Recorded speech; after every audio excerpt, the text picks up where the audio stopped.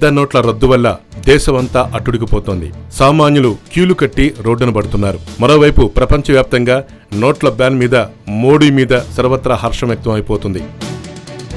భవిష్యత్తులో భారతదేశం బంగారు బాటలో నడుస్తుందని అందరూ అంటున్నారు.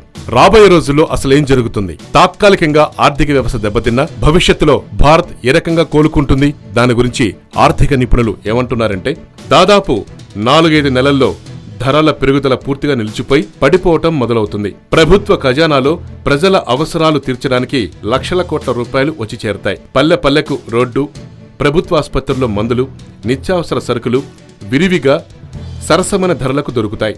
ఇక విద్యా సంస్థలు బహుశా జాతీయం చేయడంతో నిర్బంధ విద్యా విధానంతో మెరుగైన విద్య మన విద్యార్థులకు అందుతుంది. అంటే మోడీ సర్కార్ భవిష్యత్తులో నిర్బంధ విద్యను అమలు చేసే అవకాశం కనబడుతుంది. విద్యా సంస్థల్ని జాతీయం చేస్తే ఇక ప్రైవేట్ యాజమాన్యాలకు, విద్యా సంస్థలకు చెక్ పెట్టినట్లే. దీనివల్ల ప్రభుత్వ పాఠశాలలు, ప్రభుత్వ అధ్యాపకుల పనితీరు బాగా మెరుగుపడుతుంది. ఇక రైతన్నల విషయానికి వస్తే, రైతు తను పండించిన ధాన్యం గాని, పప్పు దినుసులు గాని దళారులకు ఇవ్వకుండా నేరుగా అమ్ముకునే ఎలక్ట్రానిక్ వ్యవస్థ వచ్చేసింది. దీనివల్ల నేరుగా అన్నదాత లాభపడతాడు. ప్రధానంగా మన దేశాన్ని పట్టి పీడిస్తోంది టెర్రరిజం. ఉగ్రవాదానికి వ్యతిరేకంగా ప్రపంచ దేశాలు ఏకమవుతున్నాయి. అందుకు మోడీ విశేష కృషి చేస్తున్నారు. ఈ నేపథ్యంలో టెర్రరిజం మన దేశంలో కనుమరుగైపోతుంది. నకిలీ కరెన్సీ దెబ్బ వల్ల ఇటు పాకిస్తాన్ దెబ్బతింది, దావుద్ ఇబ్రహీం తోకముడి చేసుకున్నాడు.